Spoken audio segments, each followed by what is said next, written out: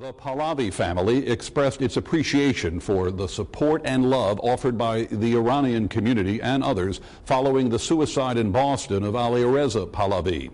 His older brother, Reza, told a news conference about the depression which took his brother's life. We mourn today the succumbing of our beloved Alireza to the weight, pain, and daily burdens of this grave illness, and because of its robbing the promise of yet another life unfulfilled. And joining me now is Prince Reza Pahlavi. Welcome, sir. Thank you. Were there any signs that this might happen? Well, to be perfectly honest with you, when you know that people who suffer from this illness may plausibly sometime end up like my brother did, you never rule out a possibility. But in terms of saying that we expected it, not necessarily.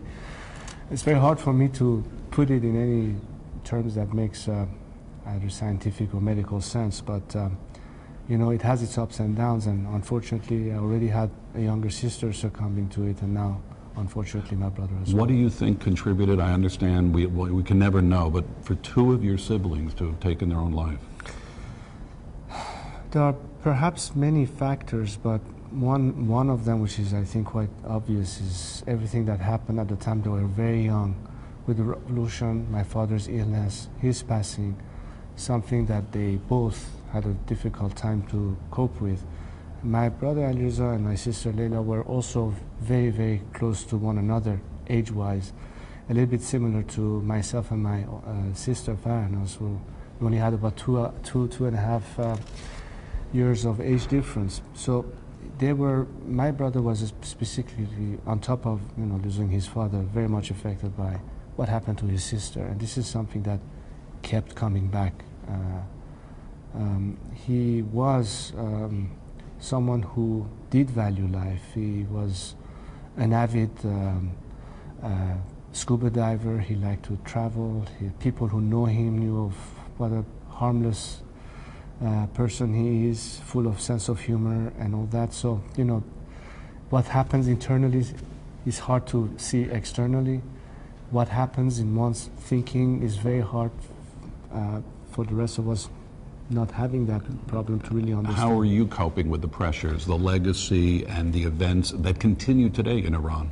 If you ask me how I cope with it, well, my case is a bit different because being in a very unique situation, I know that there are so many Iranians who rely on something that I could do for them.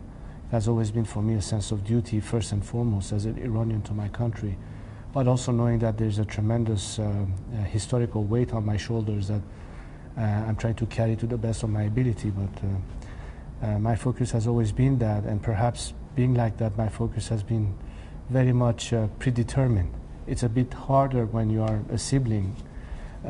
What do they do with their lives? In what way does it play into the picture? So I must say that on this hand, I always had the unconditional support of my brother, of my sister, and they were just as committed. Unfortunately, they had their difficulties, and it is sad to see that they took that path, which ended up with them both losing their lives. Well, you had been texting with him in the last week or so. We thank you for your time.